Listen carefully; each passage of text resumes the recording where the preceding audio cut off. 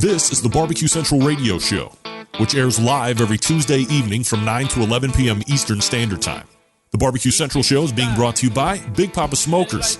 Big Papa is the one-stop shop for anyone interested in barbecue, featuring a comprehensive selection of all American-made grills, spices, sauces, accessories, and everything that you need to make a world-class pit out of a 55-gallon drum. Visit them at BigPapaSmokers.com. And by the Barbecue Guru, makers of automatic pit temperature control devices and pits as well. You can visit them at thebbqguru.com. And by Cook Shack, a leader in pellet and electric style cookers. Visit them for specials online at cookshack.com or call them at 800-423-0698. And by Sucklebusters. Sucklebusters products are preferred by competition barbecue cooks. Texas-based, 100% made in the USA. Introduced first products to Barbecue Central over 7 years ago. You can get in contact with them at sucklebusters.com. Like them on their Facebook fan page, Sucklebusters, or visit thetexasbbqforum.com. Check them out and see why Sucklebusters means bustin' with flavor. And by Butcher Barbecue, makers of injections, sauces, and rubs. Find them online at butcherbbq.com. And by Green Mountain Grills, a leader in the pellet grill market. You can find out more about their cookers by visiting greenmountaingrills.com.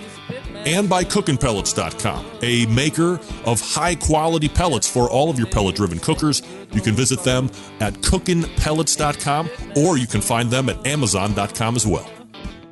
Hi, this is Bobby Rempe from Cleveland, Ohio, and you're listening to Barbecue Central.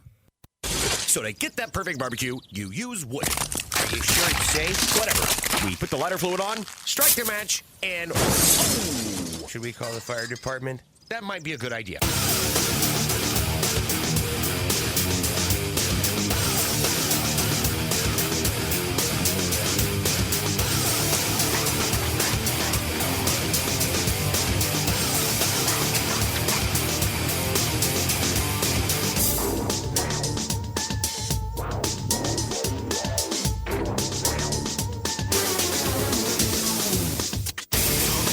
All right, good evening, and welcome to the Really Big Barbecue Central Show.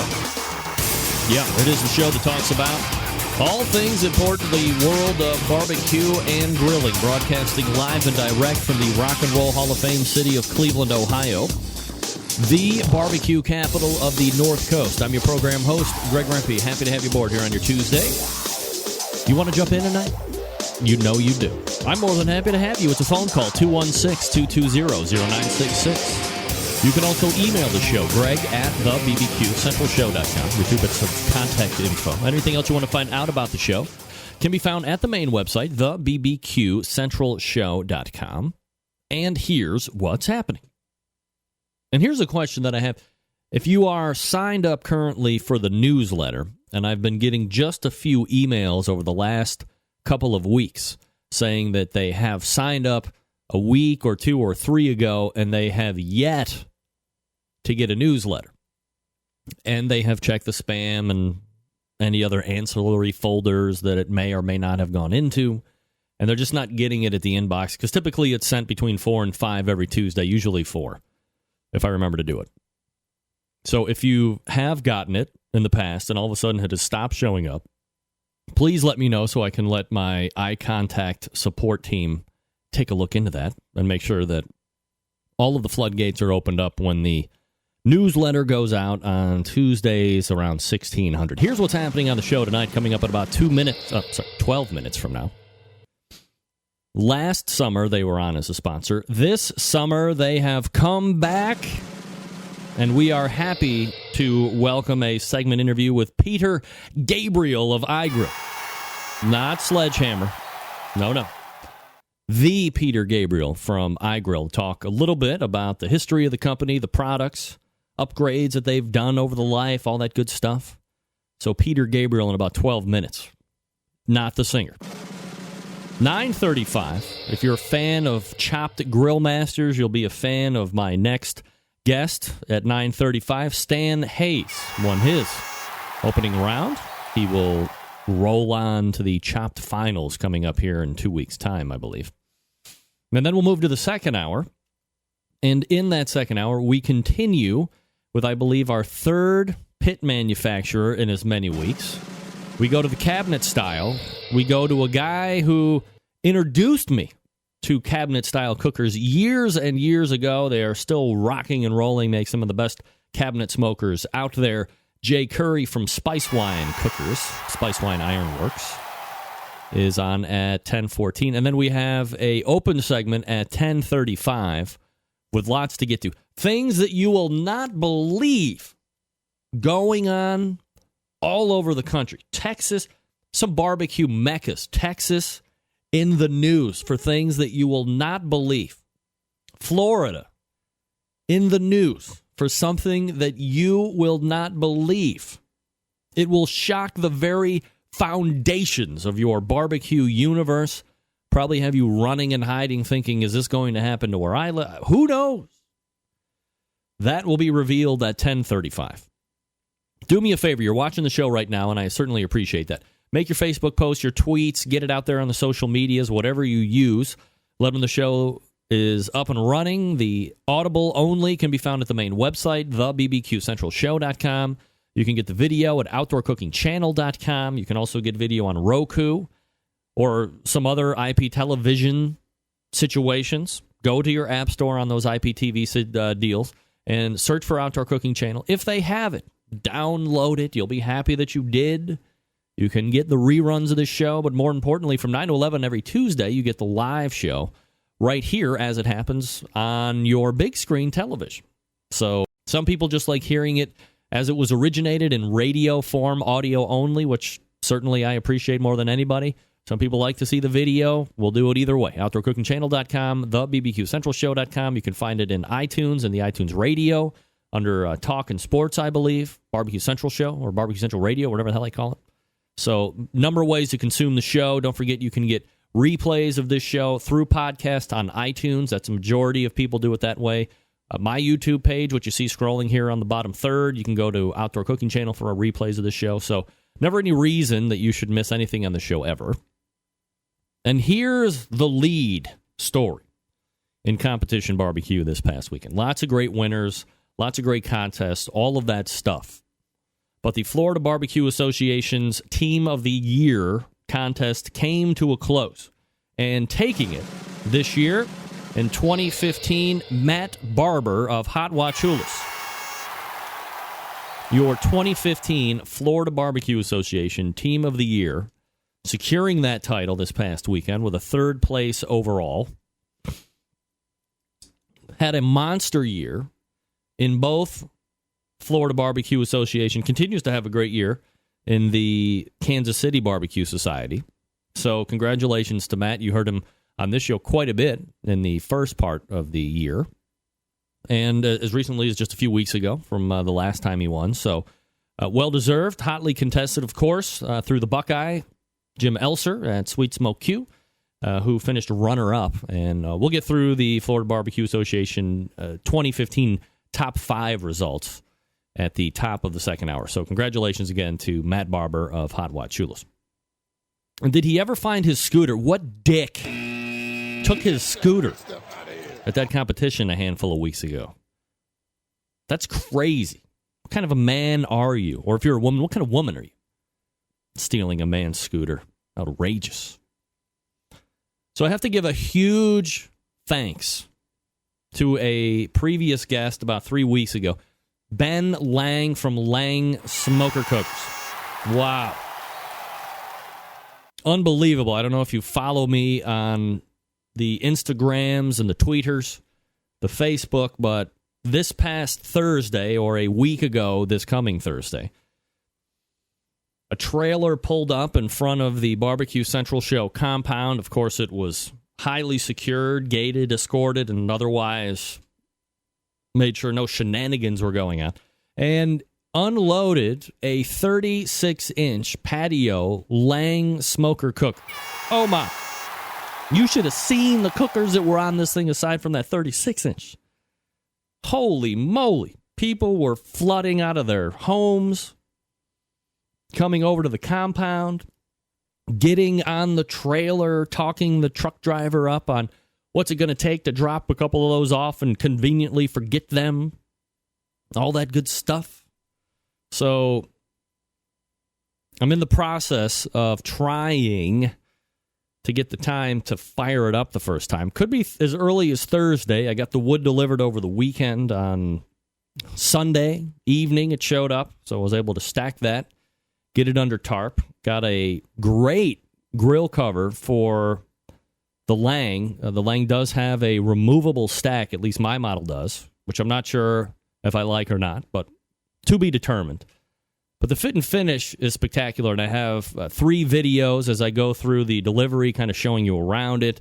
Then as we start to season it for the first time with the PAM spraying on the inside each and everywhere in the firebox.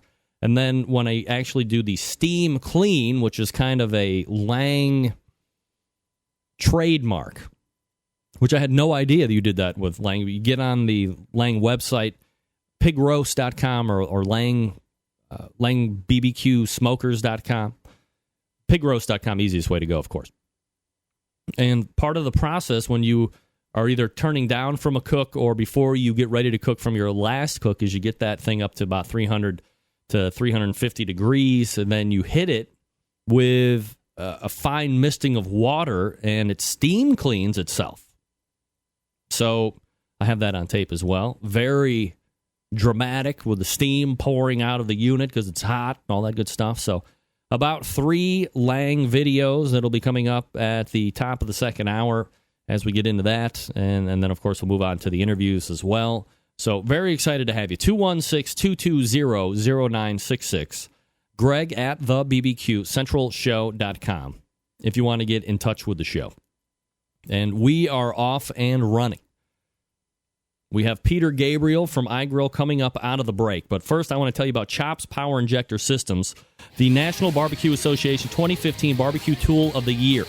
They come in 3 awesome sizes to fit your injecting needs, from backyard cooks to the caterers, the restaurant chefs, the competition guys. A power injector is right for you.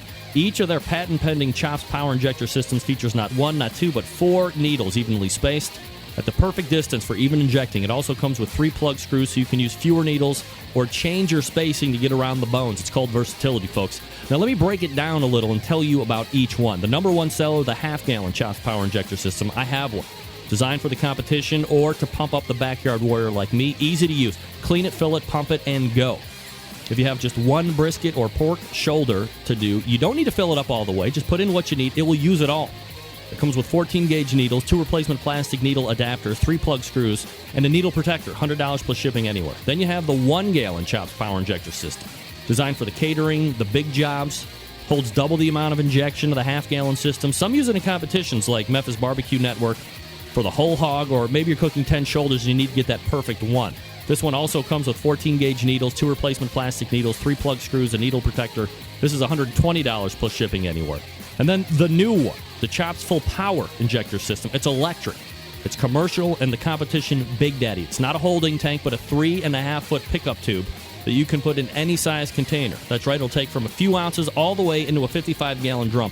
It was designed for Chef Rob at the best barbecue restaurant in Kansas City. He has said time and time again that with the Chops Full Power Injector System, his briskets are better than ever. It comes with the metal needle adapters, 14-gauge needles, 12-gauge needles, 2 11.5-gauge needles, 3 plug screws, and a needle protector. It's $325 plus shipping anywhere.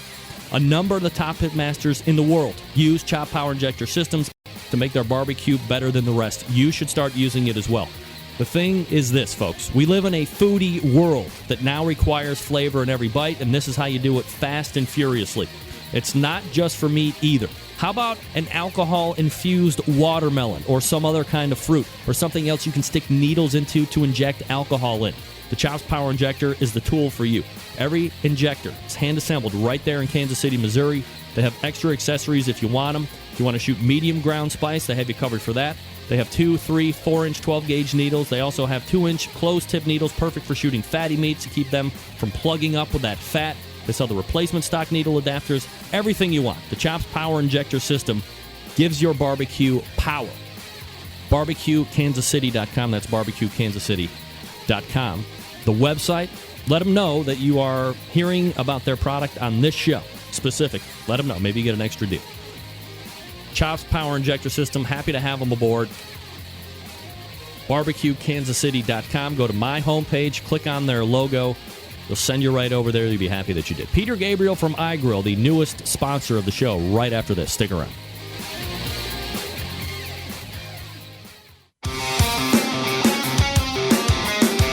Broadcasting live from the Barbecue Central Radio Network studios in Cleveland, Ohio. You're listening to the Barbecue Central Radio Show. Once again, here's your host, Greg Rempe. All right, we're back. This portion of the Barbecue Central Show is being brought to you by Sam's Club National Barbecue Tour. That's right, still going strong, 31 cities, $500,000 in cash to be won. Next stop on the tour is this Saturday, August 1st. August 1st? What? Des Moines, Iowa. Local qualifier that feeds the top 6 teams in the Madison, Wisconsin regional final that will take place the week after that, August 8th.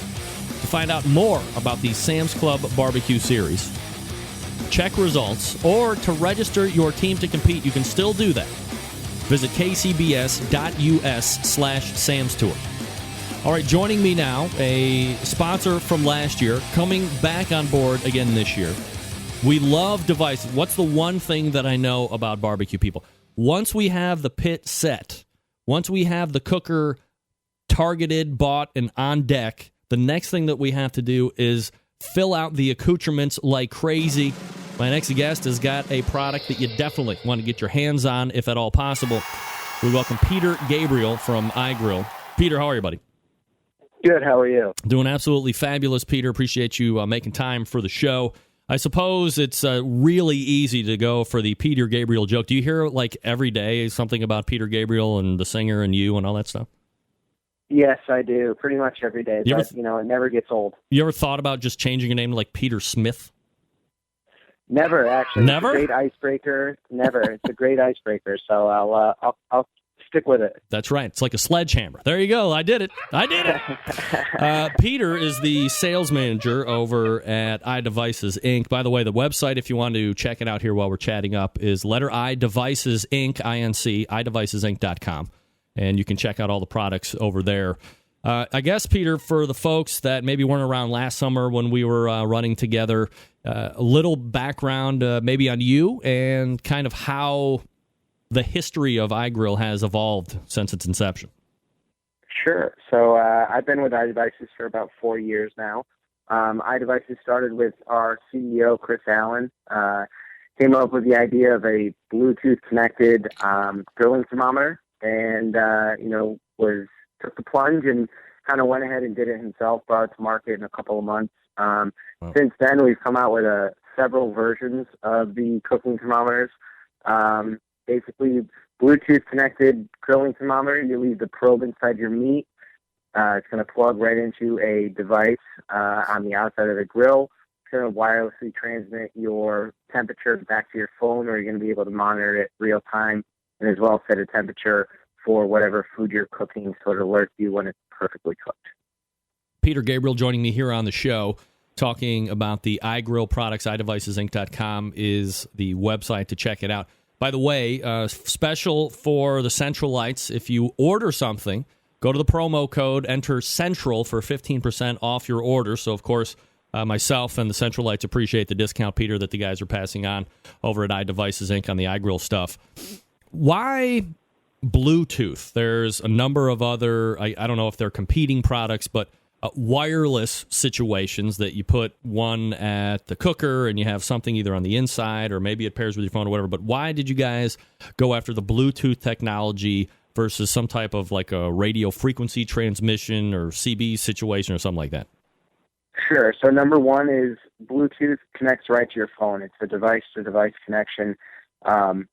Everybody's got their phone with them these days. They're never away from it. You can never, be more than 3 feet away from your phone. So Bluetooth was the perfect solution for us.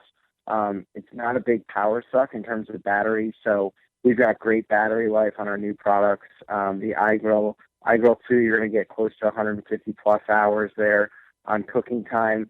So that was the real intrigue to us was, really going after using your phone with this product rather than having to carry around a key fob or some sort of receiver as well as your phone. That was the idea around the original iGrill with Chris Allen was, walking around with a receiver for an RF grilling thermometer and deciding, you know what, I have my phone with me all the time throughout the day.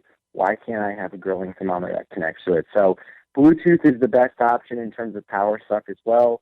You do see some Wi-Fi options out there, but you'd have to have your grilling thermometer plugged into a outlet throughout your entire cook, or else you would, lose your battery in the middle of your cook and ruin your food. Peter Gabriel joining me here on the show. Is that an avenue? Because I do have another, I guess, the longest running sponsor of my show is the Barbecue Guru. Certainly not the same kind of products, but they have taken advantage of Wi-Fi technology to a certain degree. So it is on the phone, and if you hook it up right, which I guess if you're not technically inclined, it could be a little bit of a cluster. But if you get it done, you could go to the store, you could take a jet to California, what have you. It's a little outlandish, I know, but the possibility is there. Is that something that you guys either developing over time or just something that you looked at and said, yeah, great concept, but as you just mentioned, it's going to be a battery sucker. It's just not going to perform to the standard that we want it, so we're just going to reserve at that point? No, I mean, we've, great products, but we've also, we've explored some options in that realm as well, whether it's a remote connection into a iPad or something that's at your house already connected to your Bluetooth thermometer, or possibly looking down the line in years to come at developing a Wi-Fi option as well. Our biggest thing is giving the best customer experience. And currently with the Wi-Fi chips that you see out there and the power stuff that they use, it wouldn't give the best user experience for our customers and at least what iDevices believes would be the best customer experience. So we're sticking away from it for now. Not to say that there's going to be something down the line that's got Wi-Fi capability. In regards to Total Products portfolio offerings, what are you guys currently selling onto the market right now? So we have our 4 main cooking thermometers. We have 2 grilling versions, 2 cooking versions, depending on where you see most of your cooking done, whether it's the kitchen or outside on the grill. Same functionality. What we offer is a different look and a different feel for kind of the environment that you're cooking in. So kitchen thermometer is a little more prettier for your kitchen, looks nice next to your high-end appliances, whereas the iGrill products are more rugged and a little more manly, to be honest. The iGrill products as well, our big one, the iGrill 2, offers up to 4 probe capability. So you can actually track 4 different pieces of meat that you're cooking on your grill. Kind of make sure that everybody's steak is cooked perfectly to their liking, rather than just kind of guessing, oh, this one's done, and I assume the other 3 are done. So we have the 4 grilling products. We have a bunch of different gift sets that we sell on our website as well. So we're packaging some sauce that we've created with our barbecue team, Smoking Hogs, as well as their smoking book that they have out on the market, and some great value adds with additional probes for ambient temperature and additional meat probes as well. Yeah, I was just going to ask, when you have the 4 probe capability, do you have the option of pulling one of those out and leaving it as a temperature or a temperature alert to what's happening within the cooker, and then having 3 inside the meat, or there's a completely separate probe to do that? Then is what I'm taking. Right. So what we do is the iGrill 2 comes packaged with 2 probes, so 2 meat probes, and what you're able to do is finalize your purchase based on what you need. So we sell a air temperature probe and an additional meat probe. So you can go in and decide, okay, I want, if you're a big smoker, you're obviously going to want that air temperature probe to track the air temperature of your smoker. So you can purchase that for yourself as well as another meat probe. So you can customize it the way you want it. We see people that use 4 meat probes. We see people that use 3 meat probes and an ambient probe. Kind of, fit it to your liking. Who do you use for the probes? Is that something that you guys are developing and taking to market yourself, or do you contract out with somebody that's a little bit more geared to make that stuff and you concentrate on the iGrill stuff? those are all done by iDevices. Everything we bring to market, aside from the barbecue sauce and the book that we offer on our website and our gift sets, everything is developed in Avon, Connecticut by our iDevices team and brought to market by us. How has the growth of the company met or perhaps not met expectation when, you're talking about Chris bringing this whole thing, like starting it out in the market? How does he kind of gauge where you're at, 4 or 5 years down the road, present day? Chris is, he's surprised every single day, to be honest with you, as am I. I started 4 years ago, and I was the 5th person to start at the company, and we're at over 60 employees now with an office on the West Coast and on the East Coast. So the growth has been absolutely unbelievable. It's been an exciting ride. It's been an interesting experience to see the company grow from 5 to 60 and to see where we are now, where back 4 years ago we were struggling to get into mom and pop shops, and now we're carried in Home Depot and Lowe's and Ace and True Value. So the growth has been absolutely unbelievable, and it's been a really fun ride. So when you start with the company, you're brought in as the sales director, or the guy to drive the sales. I mean, you're really, aside from the guy that created it, you're the most important part. And the only reason I say it because I'm a sales guy too. So, I always love, if it's not for us, everybody gets fired and the company goes under. And so we're like the most important part. So I'm always interested in hearing, how you go ahead and attack.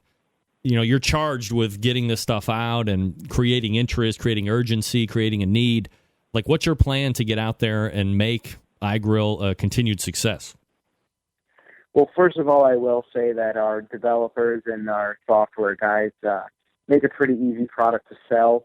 Very little issues, a great app, and great hardware to go along with it. So really the next step is really showing that the product has had success. We haven't reached our apex yet in terms of where we can be and the amount of stores we can be in for being carried. So it's kind of showing those who have carried it for the last year and a half that it's been successful for them. It's an area of interest for people now. The Internet of Things is really gaining speed and gaining awareness.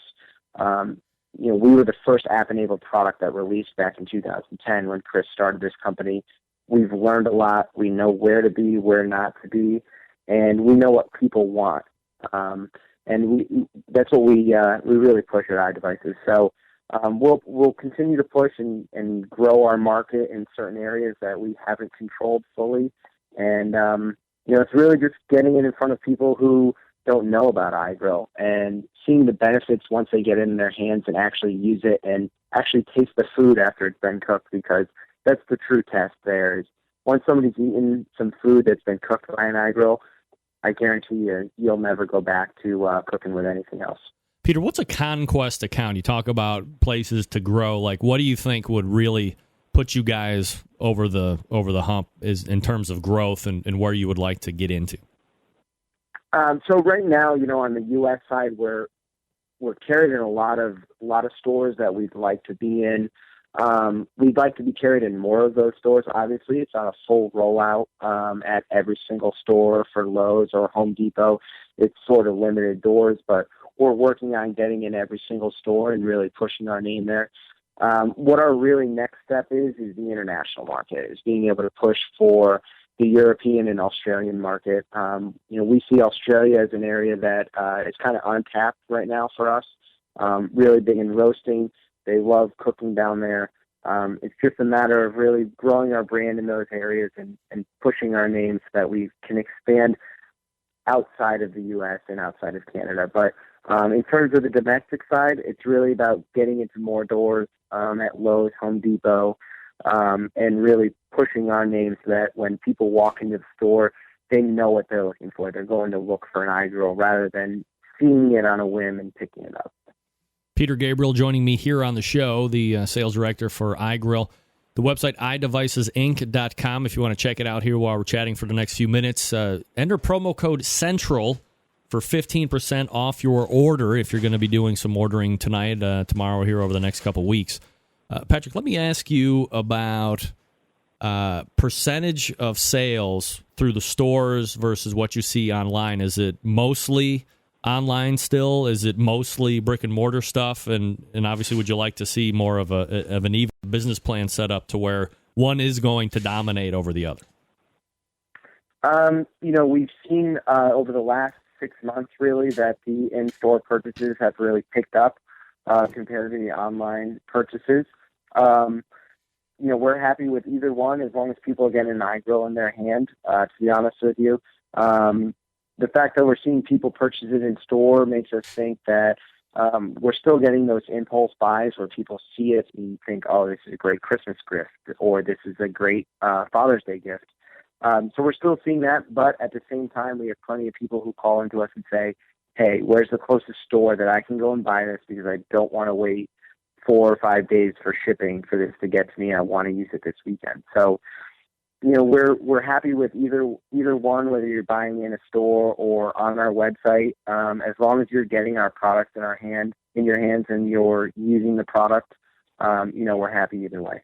One last question here before I let you go tonight, Peter, and I'm getting it from my instant chat room from Matt asking about the possibility of having some of those probes be waterproof. Evidently, you cook in the rain and they try and kind of wrap them up in foil. They get a little steamed and perhaps a little malfunction. Has there been any talk of looking to waterproof that kind of stuff? Yes. There has been talk, and we've been working with our engineers on trying to get this as watertight as we possibly can on the probes. I can let you know that we're always working on not only improving the probes that we have, but as well other probes. So, whether it's a deep fryer probe or something that can be a little more watertight, we are constantly working on those. I don't have a specific date at which those will be ready, but, we listen to our customer feedback, and that's our thing, is giving customers the best experience they possibly can. So we'll continue to work on those probes and make sure they're as waterproof as they can be. And you may see something coming out in the next 6 to 12 months. And obviously you guys have replacement probes and what have you if somebody were to need one on the website? Correct. We have replacement probes and, our Pro probes, which are the spare probes we sell, and the probes that come with the iGrill 2 have a 1-year warranty on them. So, if they email or call in customer service that we have from 8 a.m. to 8 p.m. Eastern Standard Time, what we're going to do is we're going to cover your probe and we're going to send you out a new one free of charge. Again, customer experience is the most important thing for a company, and that's what we really push. Our customer experience team is the best out there. So if you have an issue with your probe, you call in or email to our support team. They'll have a probe sent out to you that same day, and you'll get it to you in a couple of days so you can get up and running again. He's Peter Gabriel, the sales director over at iGrill. Again, the website, the letter I, then devices, then Inc., I-N-C, iDevicesInc.com. And we do have a continually running promotion right now where if you buy an iGrill device, you can enter promo code CENTRAL, get 15% off your order. So, buy a bunch of stuff, right, Peter? Take advantage of the 15%, right? Exactly. There's a bunch of great stuff on there. Like I said, the gift sets that we have up there, you can get sauce that we've licensed from a professional barbecue team. We've got books up there for smoking. We've got additional barbecue accessories for tool sets and walks, and as well our products up there and our spare probes. So buy away, use the code, and use full advantage of it. iDevicesinc.com is the place to go. Peter, appreciate the time tonight. Thanks for jumping back on. Thank you very much for having me. I appreciate it. You have a great night. You got it. There he is, Peter Gabriel from iDevicesinc.com. Did he say Avon, Connecticut? It's up north there, like New England area. New England is coming on strong, not only in the competition world, but in the gadget world too, ladies and gentlemen. Yeah.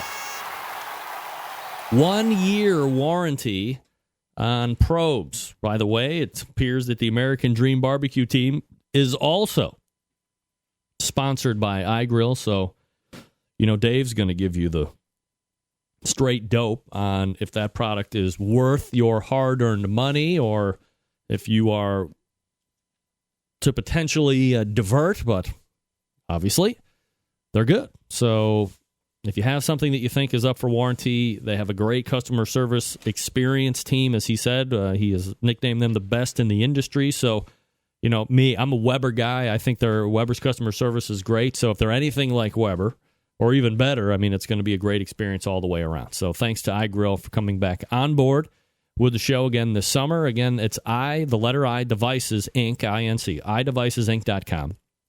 Once you have everything loaded up in that checkout cart, you go to the promo code box and put in Central. You get $15 off your entire order. So if you're thinking about only buying one or two things, but you're on the fence about some other ones, put them in now. Because extra savings because you listen to this show. Use promo code Central for 15% off. Look, if you didn't know already, Big Papa Smokers is the one-stop shop for anyone interested in barbecue.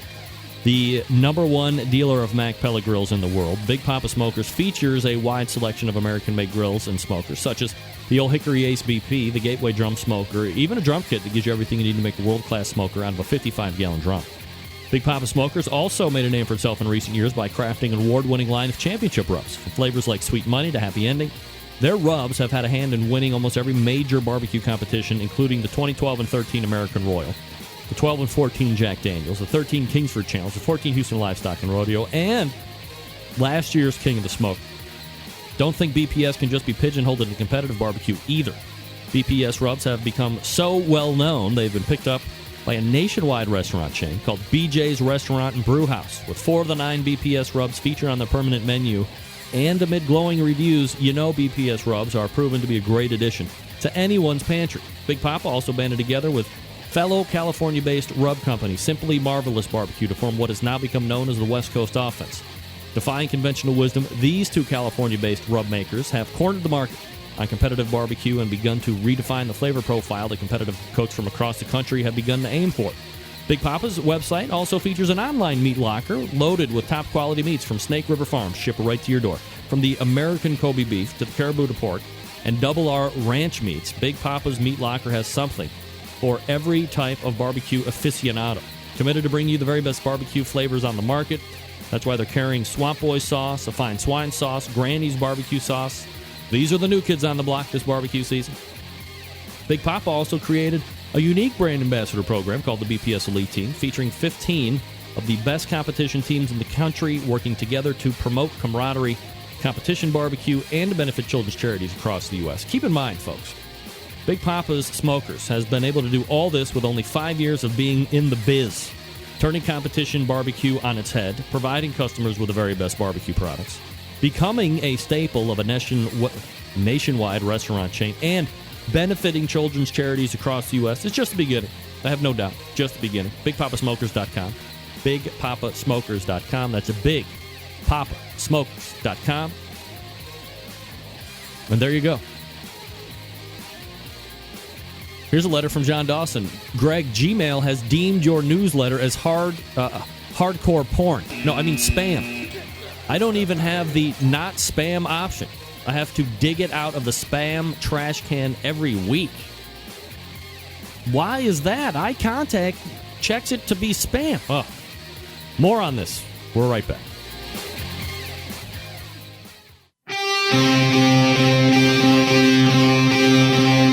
Get in the smoke. Call 877-448-0433 to get on the air. Now, here's your host, Greg Rempe.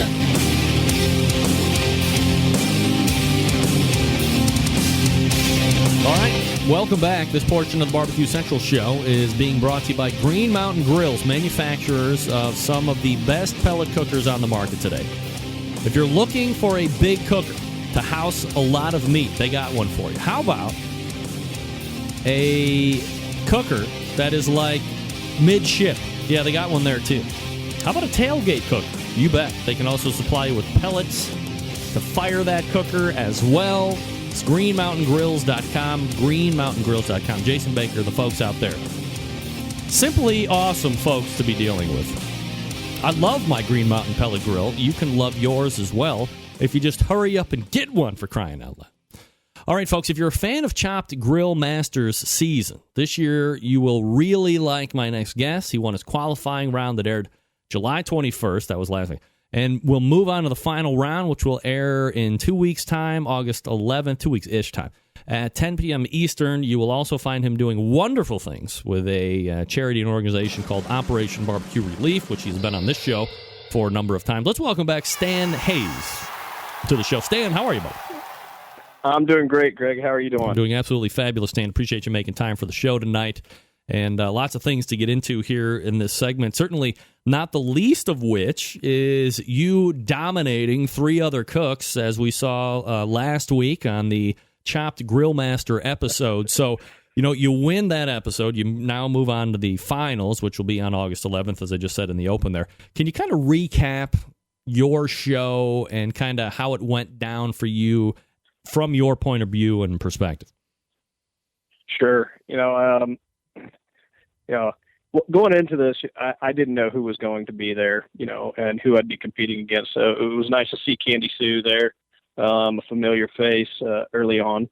The other two chefs, true chefs in training and everything, great people. Show has us smack talking a little bit, but that's part of the show. And but all around, some great people that I got to compete with. I think, when you went through the different baskets that we had, appetizer round, hot dogs and hamburger, zucchini, and, as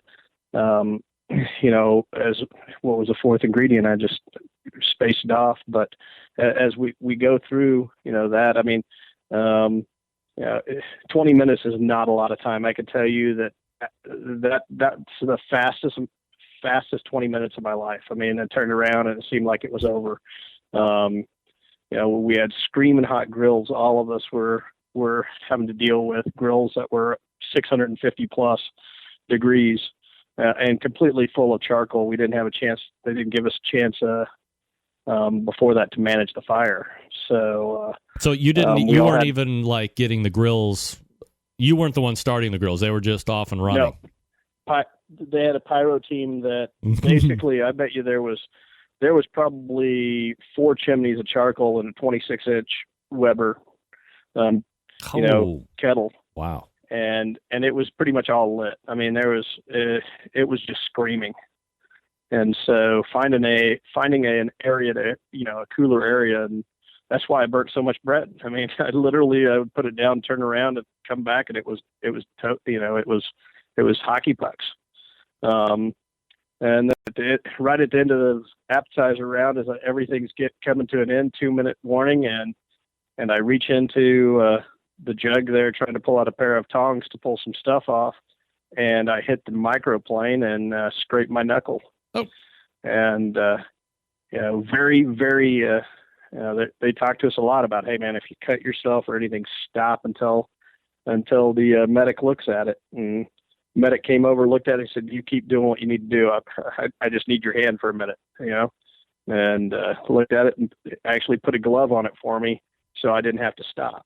So, but that round was, I don't know that there was that I could say that I clearly won that. All I know is I didn't lose that round.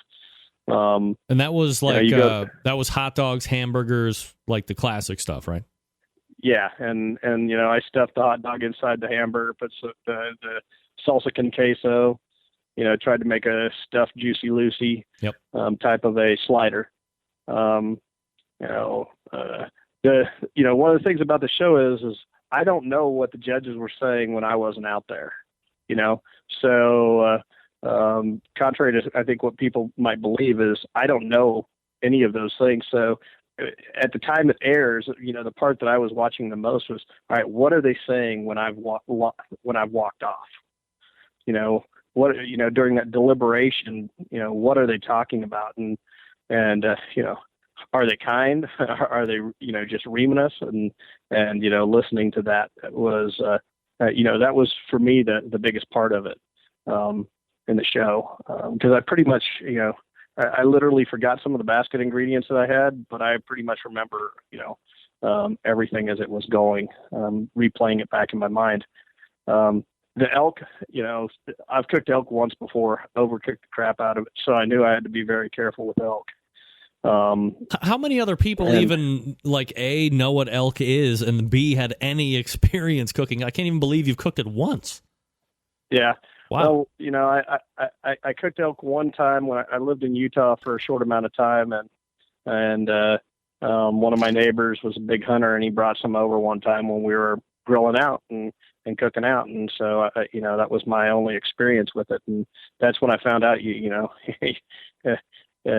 overcooks quickly. You have too many beers, and next thing you know, it's shoe leather. Yeah, it's like anything though, right? With too many beers. Yeah, and the ironic thing about it is the person that hunts it and has it on his menu was the person that was chopped. Matty actually has elk on his menu, and lives in Jackson Hole, Wyoming, and elk hunts every year. So I mean, there's a little irony that he was the one that undercooked his elk to the degree of being raw on the inside. Who was the first? Oh, Candy Sue was the first one to get knocked out like that first Candy round. Sue was the first one. Right. Maddie's out the second round. Maddie's out the second round, so it's you and Mary. Mary Brent.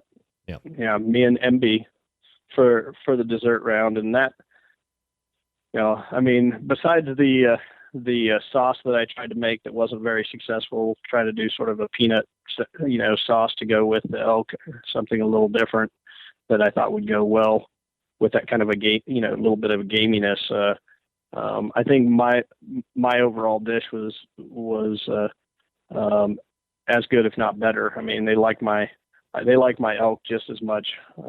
I was a little surprised actually, just from the mannerisms and everything that Judge Tim Love was actually pulling for me over Alex, in that deliberation part to go into the dessert round. So that was, out of all the shockers, that was the one, because I didn't get a warm fuzzy from Chef Love. I've seen him on some of the other barbecue shows. Do they just make him out to be a dick, or is he kind of a dick? I don't think. I think they make him out to be that way a little bit. Just like they make Scott Conant to really. I mean, Scott's got an arrogance to him already. They just exemplify it a lot in the, in the show. So do they you take think that arrogance and run with it. Do you think that makes for a good show? Like, in your opinion, would you rather see, some of that? So you mentioned at the top that they kind of talked you up to run your mouth a little bit. I mean, if that's something that doesn't come easy to you, or it's not something that just feels like it's natural, I mean, is that tough to do? It is, and if you notice in the show, you won't hear me really smack talk anybody. And I told them that. I said, that's not who I am. I believe karma's a bitch, and it will come back to bite you. And, you see it time and time again. Some of the biggest smack talkers in a show are, end up being the ones that fall hardest. And so that's something I don't do it on the barbecue trail. So they tried to get me, and when I say they try to get you, they ask leading questions. They ask you things to try to, I won't say incite it, but they want to know, hey, are you, they ask you flat out, do you smack talk? Do you like to do it? They want, if you're a smack talker, they want that personality to come out in the show. Stan Hayes joining me here on the show, recapping his time on the Chopped Grill Masters edition. His show aired last week, and he won that one. Going to move to the finals, which will air August 11th. So you're in the dessert round, and then you're, ultimately announced the winner of that particular round. Compared to like winning a barbecue competition or some of the other things that you've accomplished in and outside of barbecue, like where does it rank? Is that like the best thing that's happened so far? Is it pretty good? Like, where does that rank? It ranks right up there with the first grand championship, if not, when you win your first grand. That excitement, the exhilaration. I would tell you, because of how fast you're going and that, you're not up against a big field of people, it's, you got a 50% shot, of being the one that's going to win. My anxiety was, quite high. I mean, it was one of those things that you're going and you're going and you're going. I mean, you've been up since 4:30 in the morning. You know, about the time that they shot that was probably somewhere around 6 o'clock, probably later than that, because it was just starting to get a little dark at that time. So, I mean, I got back to the hotel at a quarter till midnight. Wow. So huge day. Right? Huge It had to have been closer to 7 o'clock, you know, as they were filming that. And because the lights were on as we were coming down to that end of that. So there's a good, you know, I was done and there was still 2 hours of debrief and going over what I cooked. So you know, those clips when I'm talking or the other chefs are talking about what they cooked are all taken at the end. So at the time they're chopped or at the end of the show, you're reliving your entire day. So the hours worth of program that we see on the finished product is, you know, like 18 hours a day for you guys, right? Yeah, exactly. Yeah, that's so there's a lot of way longer than a regular barbecue competition. Yeah. I mean, it's that kind of a intensity throughout the whole time, and then you have the anxiety too. But there's a lot of things that hit that editing room floor, and you know, obviously it's for TV, right? I mean, because I came out of there thinking that I won the elk round pretty handily. And when you watch that, it puts a lot of question. Even I started questioning it. Well, geez, should I have been that confident when I was sitting in the room that I was going to the finals? I really thought when I was sitting in that room, I'm in the finals. You know, I beat both of them in this with elk. And then I watched the show, and I was like, geez, it put a little doubt in my mind. Was there anything that hit the floor that you were like, damn, you know, I wish that would have been in there, because that would have been, something in your mind that would have told a little bit better story or given a better perspective? No, you know, the only thing that I was a little disappointed in is in the bio shoot, I was wearing some OBR gear that they had said, yeah, wear it, we're going to shoot it. And then it got edited out. I was wearing an OBR apron and some things. So, at least they let me talk about it. The logo got edited out in a couple of different places on my shirt and because there were some angles that it should have been seen, but that's all right. I mean, just getting that, I don't know, 15, 20 seconds to tell, my elevator speech about OBR to basically the world. It gave me, stood my hair up on end listening to myself. For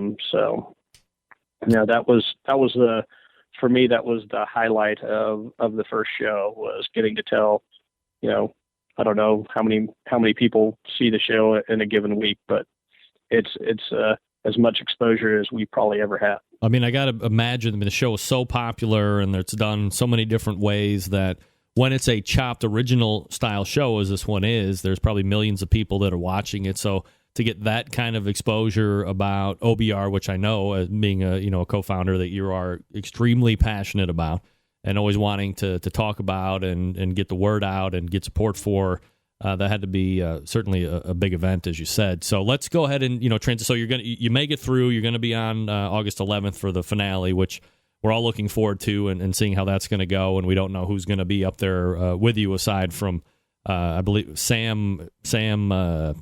What's his name? Hart. Yeah, Chris Hart. Oh man, I was watching shit! I was watching a replay. Never mind. That's right, Chris Hart. Yeah. He's kind of a good cook, by the way. Oh yeah.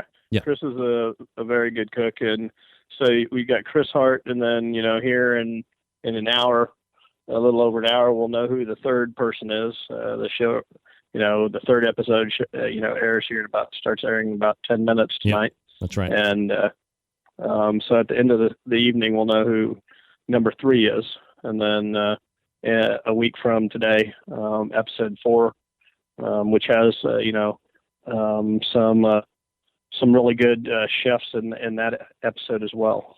So, Mike Davis, a lot of bull, shows his stuff and everything next week. So, Stan, let me give you a couple minutes to talk about Operation Barbecue Relief, some new things that are coming up or things that are going on, things that you're actively doing right now. Give us the insight on what's happening over there.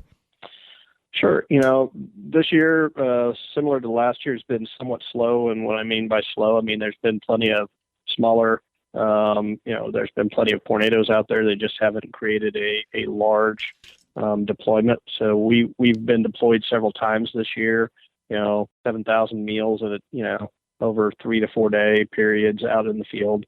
And so we've got some things done this year.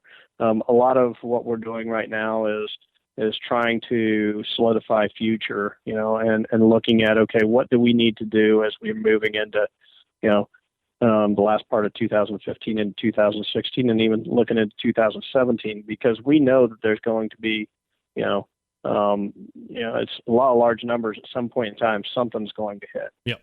Whether it's a large tornado or a hurricane, or God forbid, there's a large earthquake in the United States, something that people say is overdue, and you start looking at those things, and right now we have a major disaster like that. We always seem to get the donations coming in during those large disasters. We're just trying to prepare in advance, and so we're going to be launching something called iHeart OBR here fairly soon. That's just trying to get people to sign up for a monthly recurring donation. Sign up for $10 a month. It's easier to do right now than trying to find $100, $150, $120, or $120 at the end of the year to make your annual donation, or try to do something. So it's easier to budget. So as we're going into towards the latter part of this year, we want to start talking about that. So we hope to move more people to doing a monthly donation, which helps us also know what's going to come in. So that's going to be one of our big pushes. And then, the other part is we're really looking for start looking for more, corporate support, some bigger corporations to come in. One of the things about growing the way we have over the last few years is we have much more expense. We have a warehouse here in Kansas City. We've got 13 trailers now, 3 trucks. We have equipment in 5 different states, and so the insurance needs that we have, and the rent and everything. Just the cost of doing business these days is much greater than it was 2 years ago. Yep. So we're looking to see if we can find some corporate support that can help pay those fixed costs that we have. So donations that are coming in are, going out and being used to help those who need it, when we're in the field. Stan Hayes won his round of Chopped Grill Masters Edition. He'll be going to the finals on August 11th, and we'll see who he's going to be going up against here over the next couple weeks.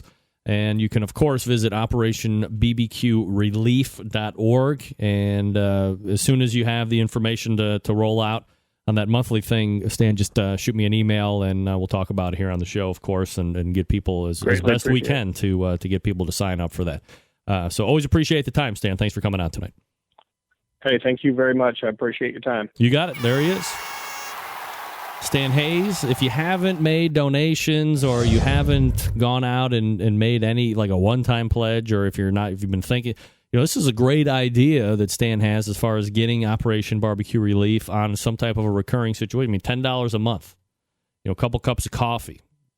Can't forego a couple cups of coffee to send that money into a organization that is literally serving thousands of meals over even a couple days span, for crying out loud. So something we want to think about. As I said, when Stan has that information, I'll get it to you right here on this show. I'll talk to you now about Suckle Busters, award-winning barbecue rubs, sauces, chili kits, and Texas gunpowder, preferred by competition barbecue cooks across the U.S. How about Suckle Busters Honey Barbecue Glaze and Finishing Sauce? Based on Suckle Busters' award-winning Honey Barbecue Sauce, this is a thin barbecue glaze. Finishing sauce made especially for competition ribs and chicken. It's super sweet, not spicy, but it is super red because they use a special American paprika for the bright red color. Here's what you do. Brush it on 5 to 10 minutes of cooking. The last 5 to 10 minutes. It leaves a glossy red sheen on the meat, plus adds an extra layer of sweet flavor. Take your competition ribs and chicken to a whole nother level. Available at barbecue stores and online at sucklebusters.com. Email me right now, Greg at thebbqcentralshow.com, and in the subject line put OBR. You can win a free bottle of Sucklebusters Honey Barbecue Glaze and Finishing Sauce. Sucklebusters.com. Sucklebusters.com. Thanks to Dan Arnold and the folks over at Sucklebusters. We'll be right back. Big name interviews, advice on cooking brisket and ribs, and the only host willing to share his honest opinion on all things important in the world of barbecue. It's the Barbecue Central Show. And this portion of the Barbecue Central Show being brought to you by cookinpellets.com, your number one source for quality wood pellets for all of your pellet-driven cookers. Visit cookinpellets.com for more information or to purchase. You can also visit amazon.com to purchase cooking pellets as well. Not going to void any warranties. Don't worry about that. Cookinpellets.com, Amazon.com. Search Cooking Pellets. You can buy them there, both places, one place, both. It doesn't matter. Thanks to Chris Becker and the folks over at cookinpellets.com for their continued support of the show. And we'll sooner than later talk about pellets as well. Stand by for that. Thanks again to Stan Hayes for joining me in this past segment, talking about his time on the Chopped Grill Master segment. Also about Operation Barbecue Relief, operationbbqrelief.org if you want to help out. All right, we're going to step away, reload for the second hour. We're going to come back with lots of stuff. Stick around. You're listening and watching the Barbecue Central Show right here on the Barbecue Central Radio Networks.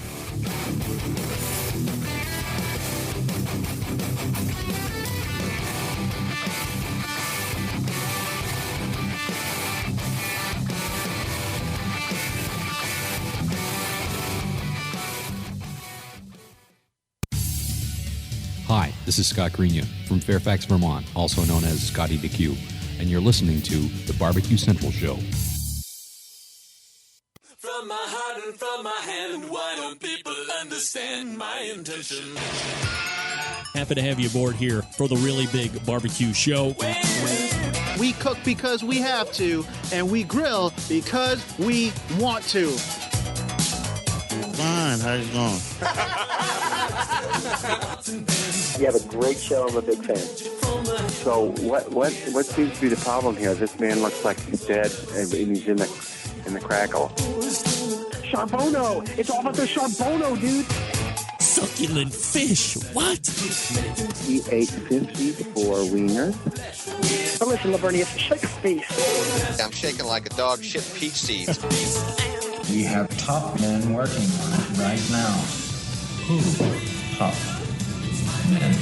All right, just like that, we are into the second hour. That's right, you found the Barbecue Central Show.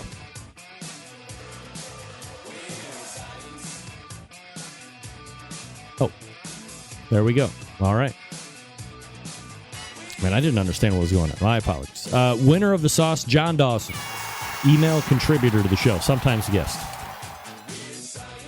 He has vowed to do at least 3 blog posts this year. We talk about all things important in the world of barbecue and grilling here. Jump in, 216-220-0966. Greg at thebbqcentralshow.com. You see that information right there. Still to come on the show tonight, Jay Curry. Holy moly. Jay Curry from Spice Wine Cookers. Folks, the 2015 Sam's Club Barbecue Series rolled into Woodbury, Minnesota this past weekend. This was a local event that feeds the Madison, Wisconsin regional final.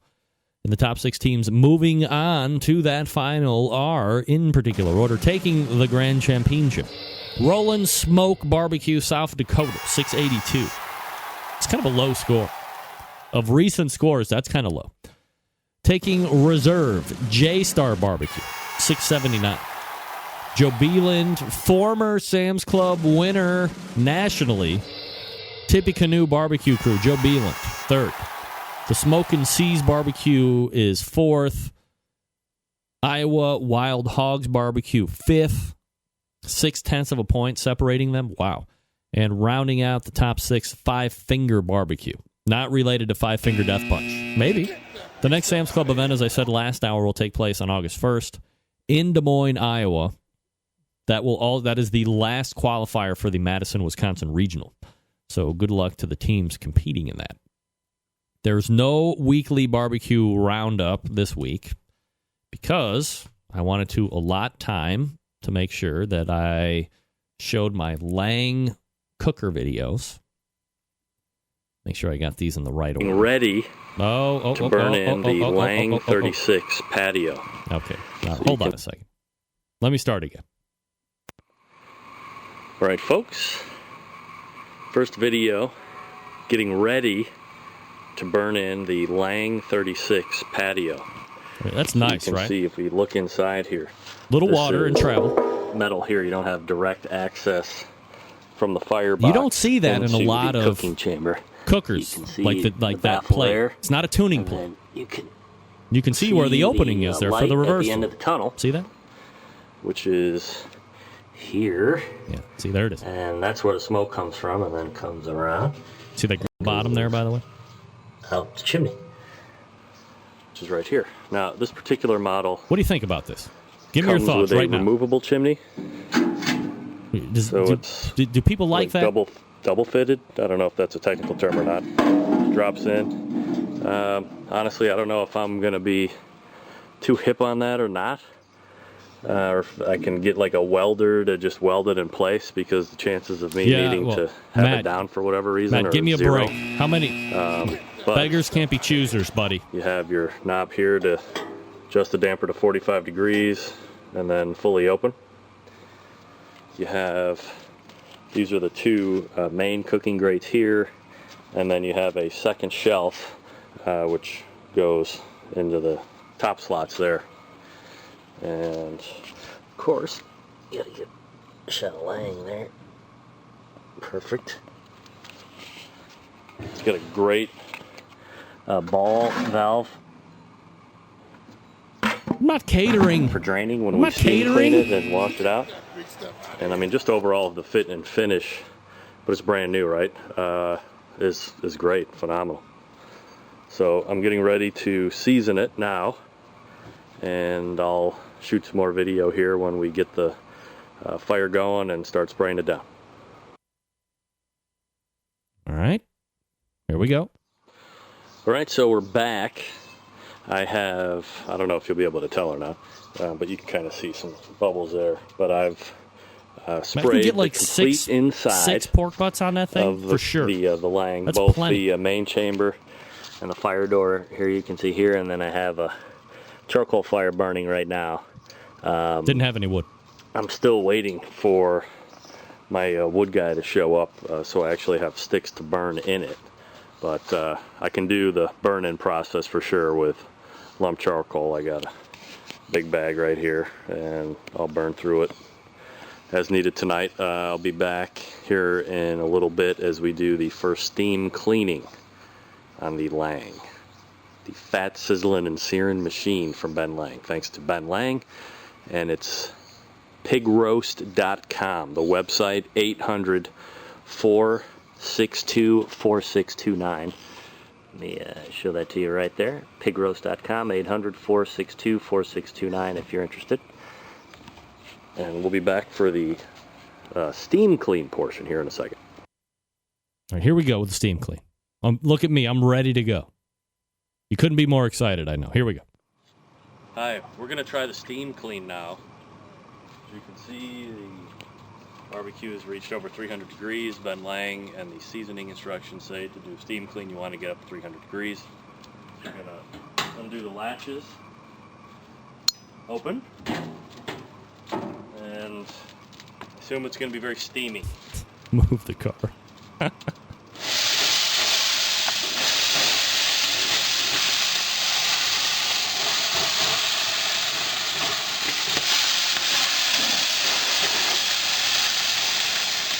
Watch out now. Watch out now.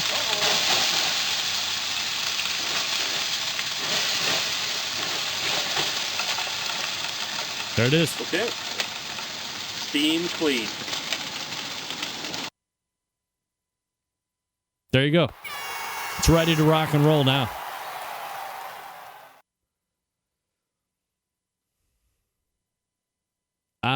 The firebox, the width. Ooh. I don't know. Honestly, I don't know right off the top of my head. All right, John Dawson does not win the giveaway. However, Matt Boer wins the giveaway. He's wrecking my shop about my cooker. But, come on. He's a sucker. Okay. I'm reading something. I apologize. No, I haven't cooked anything on it yet because I don't have any time.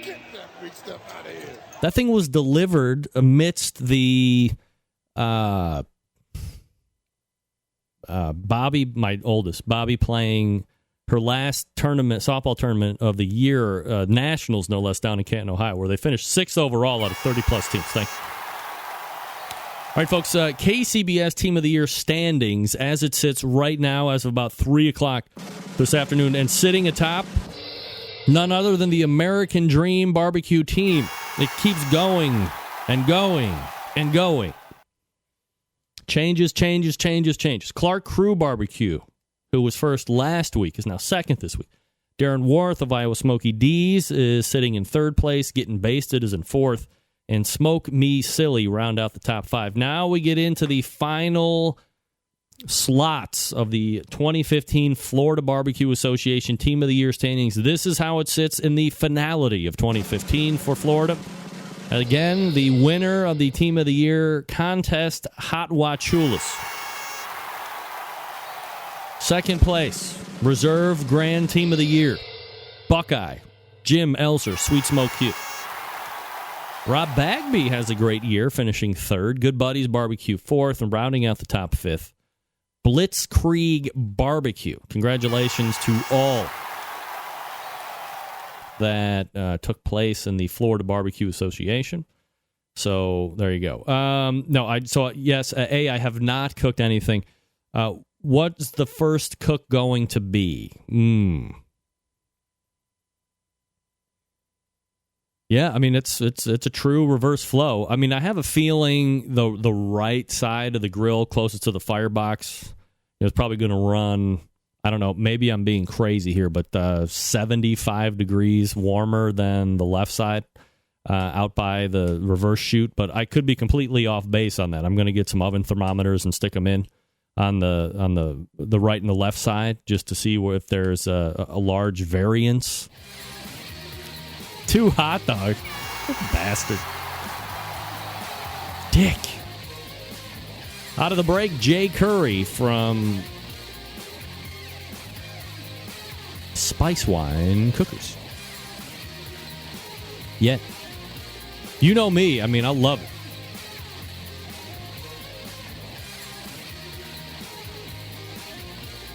John Dawson, as for the Lang video, product demo vids are clearly not your forte. It ranks up there with leaving PBC horseshoe stand in the drum.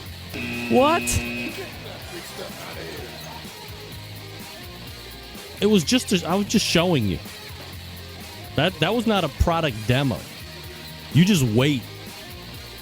Product demos are my forte, bitch. Fast Eddie's by Cook Shack pellet grill smoker, all in one. That's right, 100% stainless steel, wood-burning, pellet-fired cook. Direct and indirect heat up to 800 degrees Fahrenheit. It's the only pellet grill on the market that uses charbroiler technology. Features electronically controlled temperature to eliminate large heat fluctuations that dry and shrink meat. A pellet grill can barbecue, grill, bake, roast, sear, and smoke. Cook Shack has 2 models of pellet grills. The PG 1000 features a fully insulated double-walled roll hood for superior heat retention, fuel savings, and maximum cooking performance. The PG 500 features a 2-way swing lid, pellet drop, and utensil holder. The PG 500 and 1000 have many great features, including the 784 square inches of cooking space, easy side-loading pellet hopper, fully automated wood pellet feed system, stainless steel cooking grate on the direct zone that produce killer-looking sear marks, nickel-plated grills on the indirect and top racks, a drip bucket, a pellet ash drawer, 100% stainless steel construction, a warming drawer, 40 pounds of Cook Shack hickory pellets, plus a 30-day all-you-can-cook, money-back. If you don't like it, give it back guarantee. It is a versatile pellet cooker that adds full flavor to your recipes, including fajitas, ribs, chicken, steak, dessert sides, and large cuts of meat. It can do it all, including cold smoking, grilling with wood pellets. Penetrates the food with an intense smoky flavor. When you cook with wood pellets, the fuel is consistent, the smoke more flavorful. For recipes and how-to videos, check out Cook Shack's YouTube channel or the cooking guide on their website, pelletcooker.com or cookshack.com. You can also call them, alternatively, or in conjunction to all of the other above. 800-423-0698. 800-423-0698. Order today. You'll be happy that you did. Jay Curry coming up out of the break. Stick around. We'll be right back.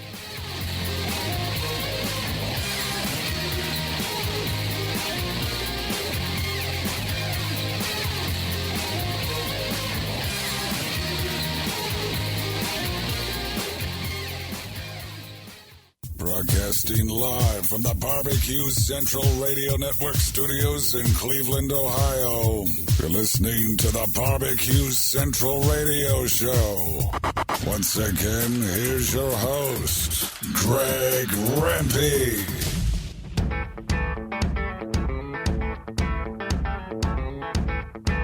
All right, welcome back. This portion of the Barbecue Central show is being brought to you by iGrill. That's right, we talked to them last hour, makers of the most advanced Bluetooth grilling thermometers. Monitor the temperature of whatever you're grilling from up to 150 feet away using your iOS and Android device. As I mentioned at 9:14, use promo code CENTRAL, CENTRAL, for 15% off your purchase at iDevicesinc.com. Grill with precision, for crying out loud. You'll be happy that you did. All right, I've made it a priority on this show over the last few weeks and months to get pit builders on this show to let you guys know who's out there, what's out there, the options that are available. My next guest basically introduced me to the world of cabinet-style cookers, or whatever you're calling them these days, back in the day, and he is here to talk about his pits again tonight. Let's go ahead and head back to the hotline and welcome old friend of the show, Jay Curry from Spice Wine Cookers. Jay, how are you, buddy? Oh, pretty good. How are you? I'm doing absolutely fabulous, Jay. Appreciate you making time for the show. Obviously, it's been a few minutes since the last time we sat down and had a spice wine chat, so I guess maybe the best thing to do is kind of pull out large picture and get a little background about you and, you know, how you kind of got into the whole barbecue business. Well, I thought I was going to pull up from the last time we spoke, but I got too busy today to do that. But it had to be a few years ago. So. I would say a few for sure. Well, I'm still here. That's great news. Thank goodness. I'm glad that you had me on. Thank you very much. Yep. So why don't you go ahead and give us a little background about kind of how you got into the barbecue business, and then we'll start getting into the pits and stuff. Okay. Well, long story short, I started building a cooker for myself, and before I had it done, I had 2 or 3 people wanting one, and it took me about 3 years to get one for myself at home. And we decided to, give it a go, see what happened. And, it just kind of went, got out of control from there. And, we made a website, which was very early in our careers, and the website looked kind of empty. So I made a few barbecue recipes for sauces and stuff. And now the sauces and spices have taken off, and we have 3 world championships, to back us up. So that's where we are.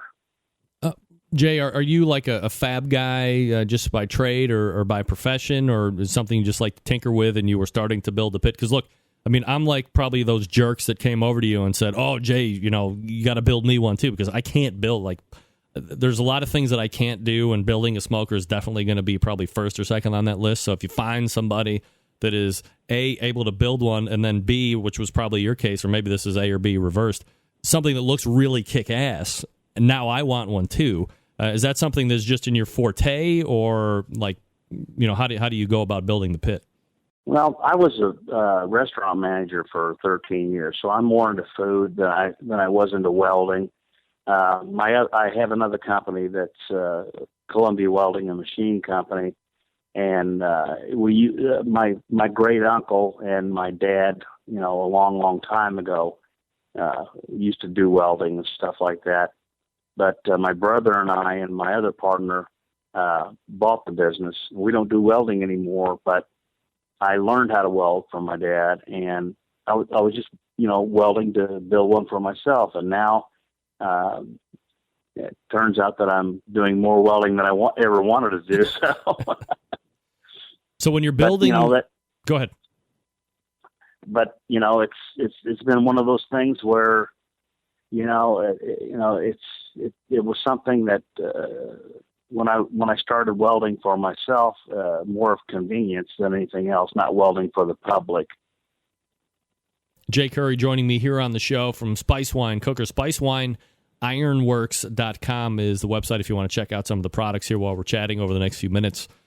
Jay, in regards to, you're building this pit for yourself and you get some people coming up to you, when do you decide that, as you said, it's kind of getting out of hand and you officially go into the pit building business?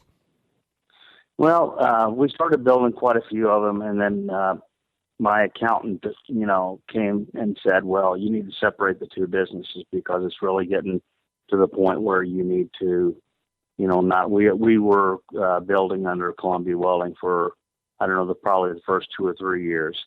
And then they suggested that, it needs to be split up. And, that caused its own problems because now, I've got 2 businesses and 2 different sets of books to take care of.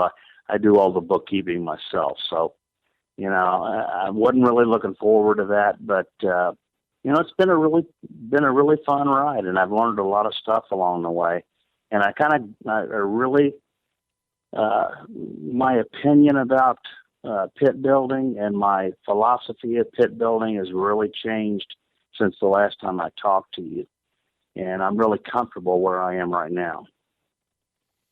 Are you surprised that when you decided that you were going to go into the pit building business headlong, are you surprised that it has been able to sustain here over the last many years and that you've seen the success that you had? Do you think it would be, more flash in the pan and might die off? Well, and like I just told you, my philosophy has changed since I last talked to you. Everybody and their brother's building pits nowadays. And for example, I had a guy that I just talked to 2 days ago. He goes, well, how come you don't have more pits out there? And I had to tell him, I'm like, I'm not out there to build the most pits out there. I'm out there to build the best pit that's out there. And we build them all by hand. And there's nothing mass produced about our cookers. I mean, there's just 3 of us that build. We're all the owners, and we take our time. And if it's not right, it doesn't leave the shop. So, and unfortunately, a lot of people want a firm due date. I don't give that. I say when it's done, it's done. When it's right, it's done. Do you feel that you've lost some business because you've really held to your philosophy and decided not to kind of bend around what the impatient public is demanding? Well, if they're in a hurry, then I've had a couple of people that I have, I kind of felt like when they were, talking to me that they were in a hurry, and I told them, I said, well, if you need it, you can either have it done right or right now. And if you want it done right now, then maybe we're not the ones to be with. And I have turned down some business because I've had people offer me $500 to put them to the head of the list.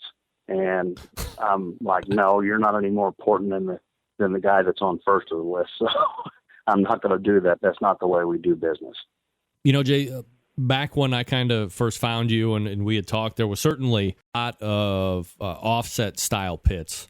And as I had mentioned in the open, Spice Wine was kind of that first foray, at least for me, into the upright or the cabinet style, the vault style, whatever they're calling them these days. Why did you decide to go into that style of cooker than something offset?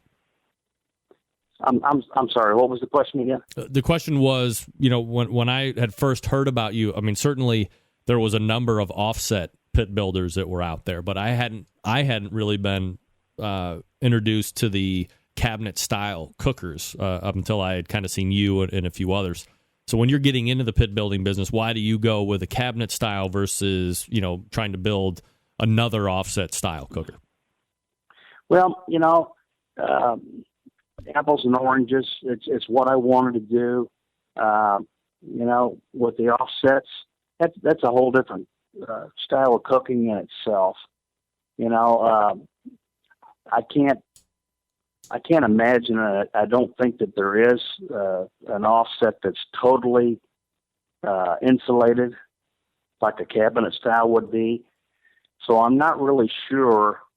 How, and the cabinet style, insulated cabinet style, it's going to be weatherproof no matter what type of weather.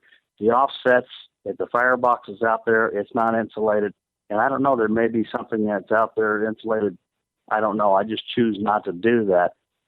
A fully insulated cabinet, like ours will cook the same at 5 below zero as it does at 95 degrees outside. So that's just the type that I chose.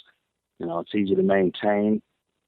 Ours are, so well insulated that they're painted with automotive paint. And you can put vinyl graphics on the outside as long as you keep a coat of wax on it, just like your car. So that's why I chose the insulated cabinet, because it's just one unit. You don't have to fool with the rest of it. That was kind of my next question, was kind of detailing out the guts of the cooker and kind of what separates you from not only the offset, as we were talking about, but maybe some of the other cabinet cookers that are out there on the market today. Well, I think you need to look at the weight. Ours are heavier than most. And I don't like to, there's a lot of good cookers out there, and I don't want to say anything bad about anybody else's cookers, and I'm not going to compare mine to theirs. All I can tell you about is mine. We build them heavy, and we want to make sure that our customers have the cooker for, years to come, as long as they take care of it. I mean, the very first cooker that I've ever built is still out there functional. And, it's been over, 10, 13 years, something like that. So, that's my main thing. I want to make my customers happy and have a longevity in their cooker that they can tell folks about. Well, I've had mine for 7-8 years, instead of mine rusted out within 2 or 3 years. So, and that's kind of where I'm headed. I've got a really good distributor in Florida, Jimmy Brode, and he's probably sold, 50, 60 cookers for me. And he called me a couple of months ago, and he goes, Jay, he said, there's 2 new cooker builders down here in the South, and they're really undercutting their prices. He said, I don't know what you want to do. And I'm like, just hang in there. I said, I don't care. I'm not going to hit somebody else's price point and degrade my product just to make me competitive with them, because their cookers may crap out in 2 or 3 years, and then they're going to come back and say, I wish I would have bought one of these. I'm not going to change anything that I do. I'm going to make the best product that I can. Is that difficult? I mean, when you're not totally relying on a distributor, when you got somebody, like Jimmy, who's out there trying to move product for you, and you get a call like that, I mean, is that something you really kind of have to wrestle with, or are you so firm on your belief and the morals of the company that you don't have any problem telling them, hey, just chill out, we're going to hold off, these things might crack out, and people are going to be coming back to us in the end? Well, I don't worry about Jimmy too much, because that's, it's not his full-time job selling my cookers. He has a very successful company of his own. He has a cooker. He was one of the first people to buy one of my cookers, and he liked it so much, he said, can I sell a few for you? So it's not his total income. I wouldn't tell that to somebody that was dependent on me to sell a cooker for their livelihood. So, he's just a great guy, and I'm not, he understands. It's not, trying to sell as many cookers as you can. It's the best cooker you can. Jay, talk to me. We're talking with Jay Curry from Spice Wine Cookers, SpiceWineIronworks.com, the website, if you want to check it out here while we're talking. Talk to me a little bit about the models that you're offering and those basic price points when you get into them. Well, we have 3 standard stand-up models. One's our small cooker, which is for someone that would be for the home that just does a few things every now and then, doesn't entertain much, want to do a turkey or ham or butter or a brisket or whatever, occasionally. Every step that we go up in cooker size, it doubles the cooking capacity. The medium one, you could do a contest with if you were, doing the professional, contest. And then the large is someone that had a restaurant or did catering. The most I've ever had on a large cooker is like 26 pork butts at one time. So it's a pretty good cooking capacity. And then we have 2 trailer models that we build.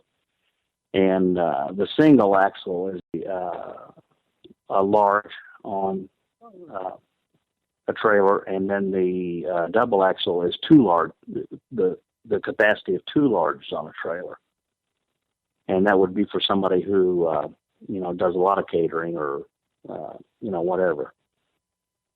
As far as like price points, do you have entry level points to get into those, or, is there a lot of... the small one goes for $2,000. The medium one goes for $3,000, and the large goes for $4,000. So, as you can see, the large one's probably the best price per square footage of cooking that you can get. But I've gone all the way up to making cookers. I built a cooker for a fellow in Los Angeles that gets on TV quite a bit, and his was like $26,000 cooker. Whoa. So we built some pretty good size ones. I would imagine probably like anything when it comes to, cookers that are being built, that there might be a lot of, special requests or customizations and things like this that are going to, add to that overall price tag. Yeah, it does. And we don't mind doing custom jobs our only thing is we won't do anything that's going to compromise the way the cooker cooks or the way that the design is built for the cooker to cook. We've had a lot of people want rotisserie and stuff like that. Well, the more moving parts and stuff that you have, the more difficult it is. If I've got a guy that's in New York and his rotisserie breaks down and it's not a part that I built myself, then I either feel like I've got to replace it or go fix it. and we try to keep it simple and the replacement part's simple, and it's just an easy to use cooker that there should be no problems with. Jay, last question here before I let you go, and I appreciate the time tonight. And we talked about how long it takes to get a cooker. Do you have any type of like general lead time at this point? Like if I was going to call in and ask for a cooker, where are you at right now? Well, it just depends on, when you call. I've got, things going on all the time. But, I'm building a cooker right now for a fellow in New Jersey that will cook 4 whole hogs at the same time. Wow. And it's a big project. And and I'm also building, I've got in the wings cooker going to England. That'll be our second cooker in England. Wow. That we got to build. I got 3 going to Florida and 1 going to Kansas City. So we're about 6, 7 behind. I don't know. We take them as they come. You get in line and we do the best we can to get them out as quickly as possible. So he is Jay Curry. You can find him over at SpiceWineIronworks.com. Give him a call if you're interested in the cabinet-style cookers, or you'd like to pick Jay's brain a little bit about making you one as well, and you can go from there. Jay, always appreciate the time, man. Thanks again for coming on. All right, Greg, thanks. You got it. There he is. Jay Curry. Spicewine, ironworks.com. And as I said, I mean, back in the day, it was all offset all the time. It was close. It was Gator. It was Spits and Pits. It was J.R. Oler and all that good stuff. Then all of a sudden, it was like Stumps and Jay were the guys coming out of nowhere doing these upright cookers, cabinet-style cookers, whatever you call them now, vault-style cookers, but fully insulated. And, to me, it was like, and Jay said the same thing back when I interviewed him years and years ago. If you want to check between me and somebody else doing something similar, check the weight.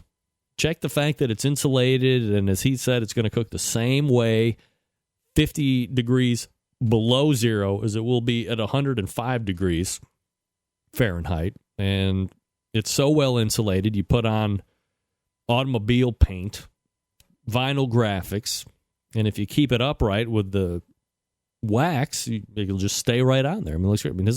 Go to the website and check out those cookers, man. They look pretty badass, especially the guys that do have those graphics on them for sure. All right, folks, let me talk to you quickly about the longest-running sponsor of the show, Warminster, Pennsylvania's very own barbecue guru. That's right, gang. If you've been thinking about automatic pit temperature control devices for your cookers, stop here. It's the only company that created this technology. If you're going to buy from somebody else, I question your judgment. Why would you do that? Why not buy from somebody that invented this technology? I don't know. I would. I have. Not familiar with how these little beauties work? Let me forego the minutia, but imagine a product that allows you to set that pit temperature, and once set, keeps it running at that set temperature all the way through the cook. Sound too good to be true? It's not.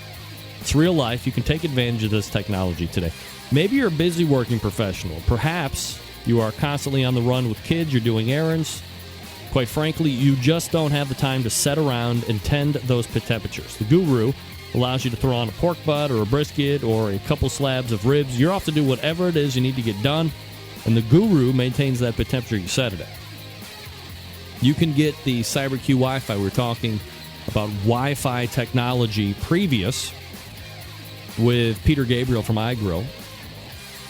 Barbecue Guru has Wi-Fi technology, whether it be through your own Wi-Fi connection or if you enable the Wi-Fi within the unit itself.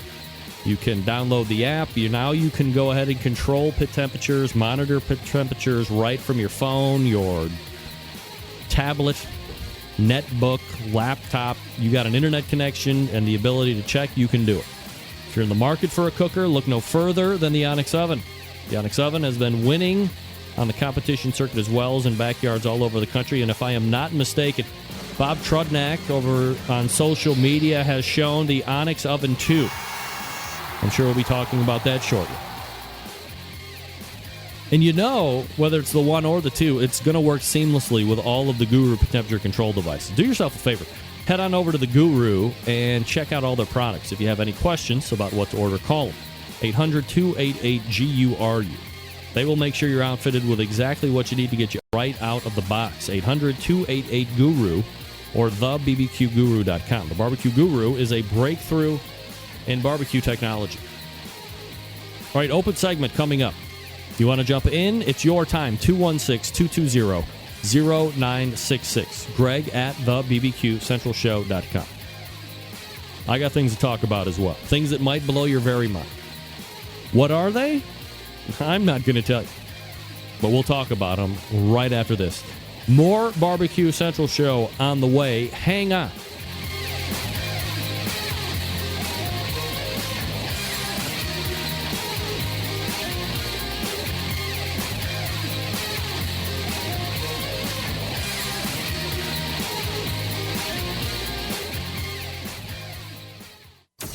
Big name interviews, advice on cooking brisket and ribs, and the only host willing to share his honest opinion on all things important in the world of barbecue. It's the Barbecue Central Show.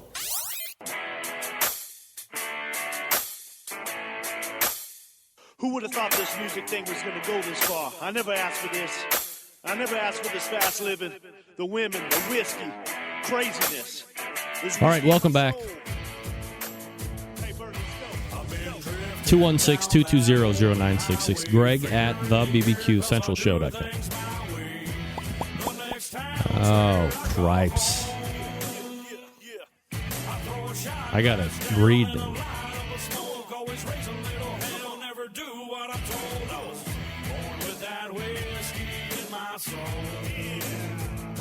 Just reading something from John Dawson.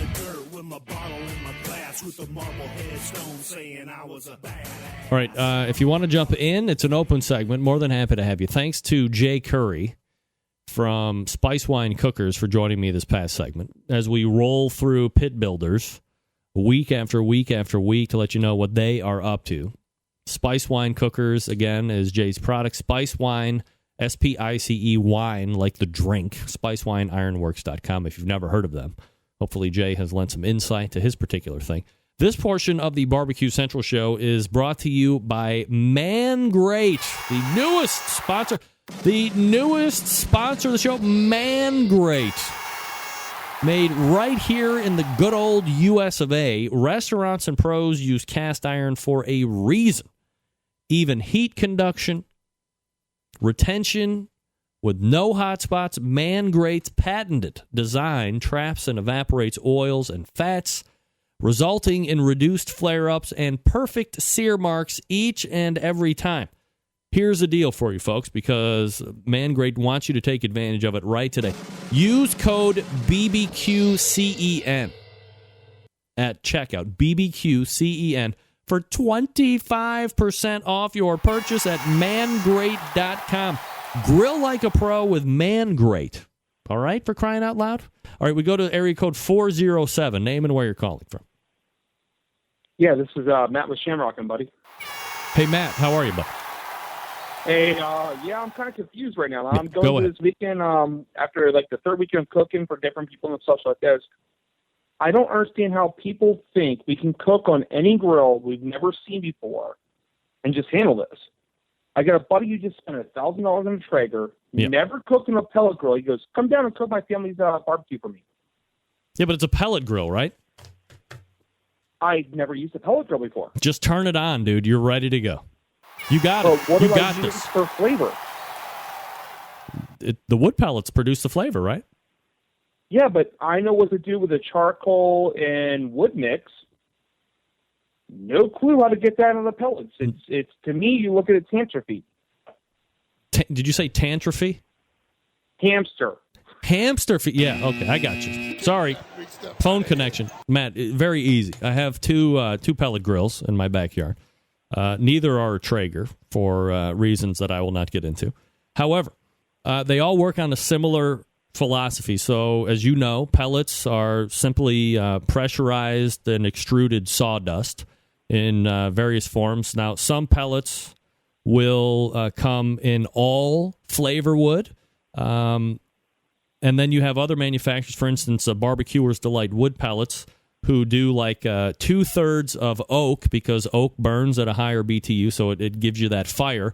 And then they have 1/3 flavor wood. So if you have an apple bag of pellets, you have 2/3 oak, 1/3 of that is the actual flavor wood of apple itself.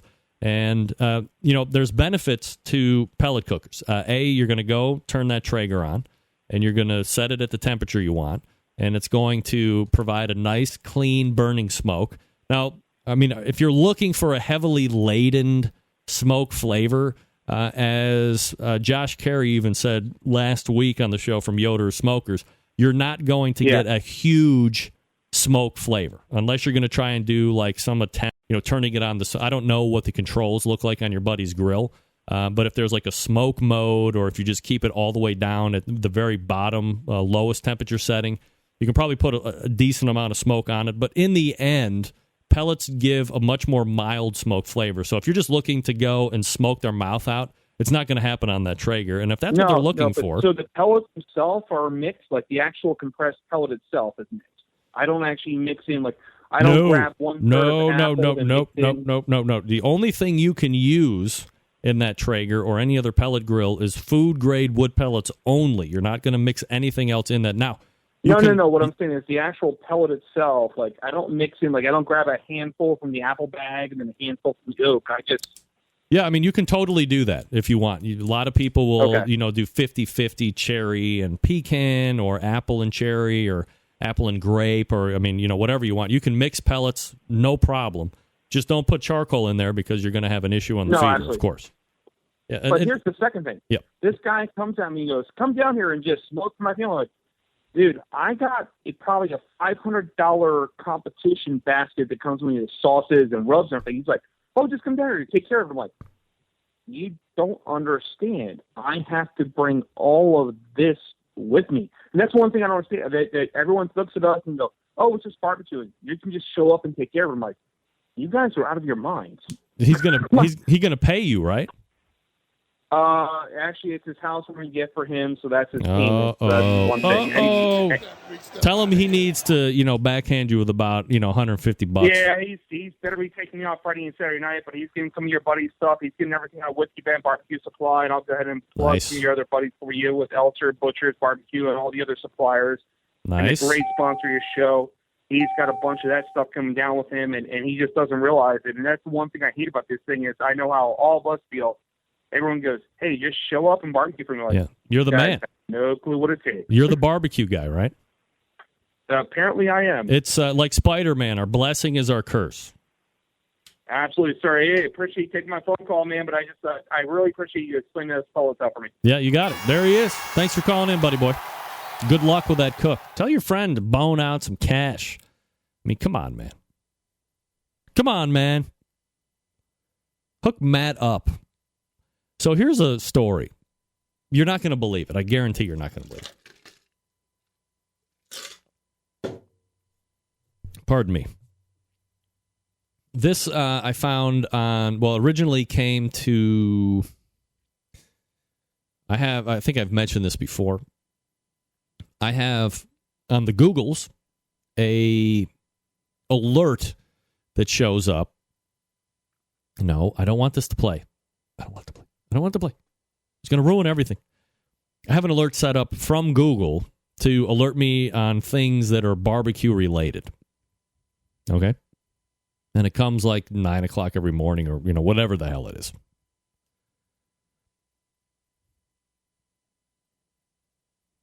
All right. Here's the headline. I swear to God this is true. Florida County tells resident to keep barbecue smoke in his own yard. What? I'm not kidding. This is Fox News, not Fox Local, Fox and Friends News. This is live local late break. There's a viral video that shows a Florida man receiving a warning for allowing the smell of barbecue to waft off of his property onto someone else's yard, making that smoking mad. Okay? Scotty Jordan uploaded a video on July 22nd to Facebook that shows Pinellas County environmental specialist Joe Graham issuing a warning to Jordan and a friend for violating the county's air quality law. The video, which has been watched over 4 million times, shows this guy Graham telling Jordan that there's too much smoke emanating from Jordan's commercial-grade grill. Graham explains, I just took 3 pictures of smoke. I can smell it again right now. You're allowed to have it smell on your property, so that doesn't count. But when I'm on the street and I can smell it, that's when it counts. What? Jordan can be heard laughing in the video as the specialist continues to explain the problem. Is it against the law, one man questioned. Graham proceeds to pull out his handbook and informs the men that neighbors are allowed to call in if they have concerns about barbecue smoke. Pinellas County has a 24-hour hotline for residents to call in an emergency air quality complaint. According to the ordinance, commercial barbecues are not exempt from causing a nuisance odor. If a sufficient number of complaints representing different households are reported and an inspector witnesses the problem, they can issue a warning letter. The 2 men continue to laugh in disbelief and explain that the other neighbors routinely cook out, but no one appears to be issuing warnings to them. So everyone in the whole world can cook out except me, Jordan can be heard saying. I mean, again, people do not believe that this is really going on. This dude was approached by an environment. I don't even think Cleveland, Ohio has an air quality environmentalist, okay? Get that big stuff out of here. We need to be a little bit more concerned in Cleveland about the quality of the lake than the barbecue or than the smoke. Can you imagine my fellow barbecuers? Is this thing on? My fellow barbecuers, can you imagine for 1 second, that you are outdoors firing up your offset pit or firing up your Weber Smoky Mountain or firing up whatever it is you cook on, right? And some guy, some environmental specialist of air quality comes around the backyard and says, hey, I was standing in the street and I could smell your barbecue. And then proceeds to tell you could be cited for that. I mean, how are you supposed to control that? What's next? If I can't contain my smoke from not leaving my backyard, if I have no way of encapsulating and putting a basically tantamount to putting a bubble over my entire property, cutting off anything leaving my property and leaching into the neighbor's yard on either direction or behind me or across the street. What kind of neighbor a complaint about some guy cooking outdoors? Some douche. That's who. Oh my Lord.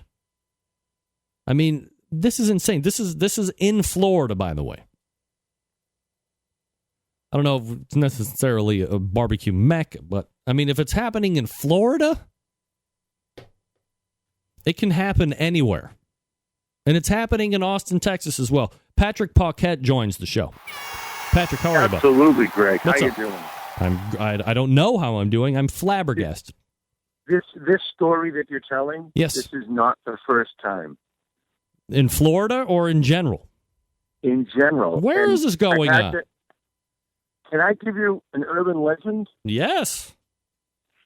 So there's a suburb outside of Boston called Medford, Massachusetts. Actually, Medford and Malden are two towns that are sort of, you can't tell which one, where one begins and the other ends. Certainly.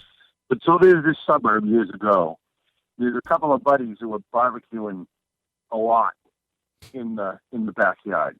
And in this particular town, it's a suburb, but there's not a lot of space here in the East Coast, so the yards are close together. And the neighbor was always complaining about the smoke from them barbecuing next door, to the point that the neighbor would get upset and would always come out in his back deck and yell the words, "I smell smoke," at his neighbors that were cooking. Well, I don't know if you can figure out where this goes, but those two guys were a couple of guys by the name of Charlie Peeney and Steve Farron, and they end up forming the barbecue team and made a pretty decent run for a lot of years, called I Smell Smoke. That's right. But the I Smell Smoke barbecue team was named after a neighbor yelling at guys over smoke drifting from yard to yard. Unbelievable. I mean, is it something... It can only go to the highest levels, which is basically the government shutting down the manufacturing of all grills and smokers, because at some point you can't contain stuff that gets into the air, right? I mean, am I crazy about that? Oh, not at all. This is just another sign of the nation we live in. Is the world ending? Not the world, but here in the United States it is. I guess. I mean, if I could... Tolerance and freedom are concepts lost on the lazy, average American person these days. Well, I think whoever is calling in on that guy in Florida obviously is fat and cannot do their own barbecue, and they're jealous bastards. Patrick, thank you for calling in. I appreciate it, my friend. All right, Matthew is calling back. He's a embedded Florida correspondent. Matthew, go ahead. Hey, I just want to check in real quick. I Yeah. just wanted to make sure you got some more of the facts in this whole story. Yes. That woman has been harassing these guys nonstop. It's a neighbor dispute, and the poor environmentalist was just caught out in the wind. He was stupid for doing what he did, but he has been rebuked. The entire area has come back on this, and they're backing off, and there is no retribution against smokers in Florida, especially where he's at, because Tampa is really close to the IPC. And Chad Ward will shut it down in a heartbeat out there if it comes down to that. He'll shut down the IPC? No, he'll shut down the environmentalists. Oh, like he'll take care of them. What are you saying? Chad Look at Ward is for Chad, hire. look Are at you the saying Chad environmentalists. Ward Which is one for do you hire? think will win? Are you saying that Chad Ward is for hire? Look at the environmentalists. Look at Chad. Who do you think's going to win this fight? Oh boy, yeah. I don't need to answer that question. If you can't tell on your own eyes, I think we both understand what we're saying. All right. It was a person who was harassing them. It was a harassment fight between neighbors. It went viral because of different issues, and they answered the wrong way. The person answered the wrong way. It was really sorry. It got blown up, and I really hope people understand that Florida loves barbecue. Oh, all right. Thank you, Matt, for clearing up the fact that Florida does love barbecue. I think we all know. Chad Ward is a hitman in IPC, by the way. So if you need to bump somebody off, get a hold of Chad Ward. He is the host of Whiskey Bend Barbecue in the Pit that precedes this show. You can work out a price, and he will make sure that things are handled, evidently, out there in the IPC. However, you may think that is being... that was just something that was blown out of proportion. However, I have read and have it on good authority that in Austin, Texas, there is legislation being drawn up, and if passed, a number of well-established barbecue restaurants, to include the number one barbecue restaurant in the country, Franklin's Barbecue, will have to move. Assuming this legislation passes, they will have to put very extensive and expensive smoke diffusers to comply with whatever the EPA regulation. I mean, whatever. I mean, can you believe this? People are bitching and moaning about anything and everything on the face of the earth these days. I'm quite frankly offended as an American citizen, as a U.S. American. I am flabbergasted that this even hits the news. You have the best barbecue in the world. You're going to cause those people to beat it because you can't handle the smoke. Shut the fuck up. Gang, if you're like me, you have been thinking about ways to step up the barbecue and grilling game. Let me tell you the easiest way. ButcherBarbecue.com. That's right. Pork injection, beef injection, prime injection, bird booster. The open pit flavored pork injection. Oh, it's great. ButcherBBQ.com has all of the products that you're looking for. The go-to rubs and sauces. The full line of award-winning rubs. That's right, the steak and the brisket rub, the honey rub, the premium rub. Here's a hint. Use the premium rub if you inject with Butchers. It's formulated to work with that injection. A perfect 1-2 punch to impress judges. And if you're looking for sauce, you know what I say each and every week. Butcher's Barbecue sweet sauce is fabulous. When it comes to the sweet sauce, I'm as picky as it gets. Butcher's Barbecue wins in every category for me. Not overly sweet, nice slice of tang, the right amount of back-end heat, no liquid smoke, which I appreciate. Because, look, Dave took the time and effort to make a quality sauce and didn't take the easy way out by adding that devil's urine, better known as liquid smoke. Grab a box of 6. It's going to go fast.